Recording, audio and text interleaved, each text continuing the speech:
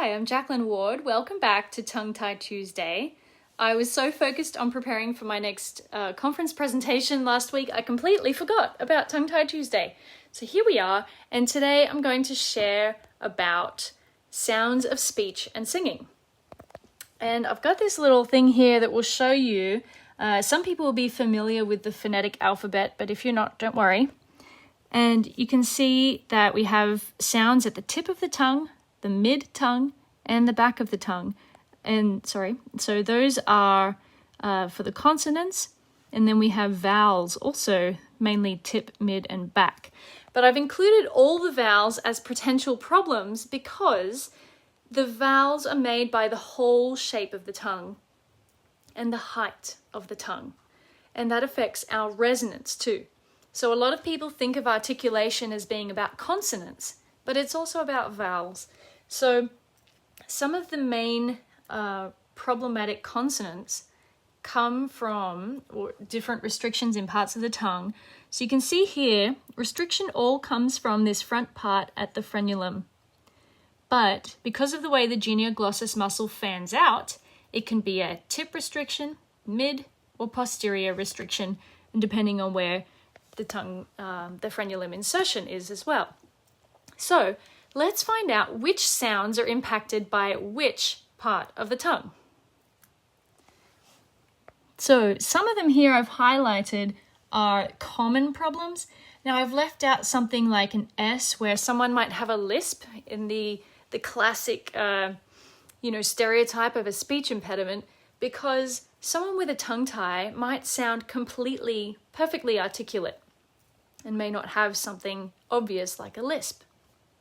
In fact, one thing is I used to hate introducing myself to people with my name, Jackie, because the K and the E high at the back of the tongue wouldn't come out right sometimes. And I'd be like, oh gosh, I can't even say my own name. And it was uncomfortable.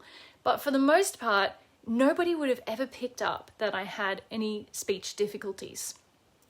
So with the vowels, E is one of the most difficult because the tongue position is so high. And then we have R and U, as in, foot or loose. They are so far back, the tongue is very back in the mouth, and the pharynx may already be quite narrow because of the tongue tie. So it's hard to have the freedom for the tongue to move back and to have the space to, continue being resonant. So I've shared also some singing symptoms, which you can see here if you want to pause and have a look, but I'll go through them. So lack of resonance because of the vowel shape. Persistent compensations, as in jaw, inability to separate jaw movement from tongue movement. Interrupted legato line, if you're trying to sing nice and smooth and connected, and it just keeps getting interrupted and being kind of choppy. Inconsistency across vowels and consonants, which we've just had a little look at. Inability to lingual trill and R.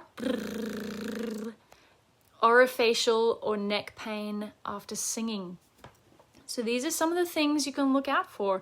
And if you're experiencing these things, then let me encourage you to get assessed for a tongue tie. I hope you've learned something today that shows you that tongue tie does affect speech and singing. There are many wonderful speech pathologists out there who've gone and done extra training to become orofacial myofunctional therapists, and they address function at a base level. This is important rather than addressing sound production only, and sometimes fixing function will fix the sounds as well. For the SLPs out there who are yet to address tongue tie, get in on this. It is in the research and it is legit, with more research coming down the pipeline.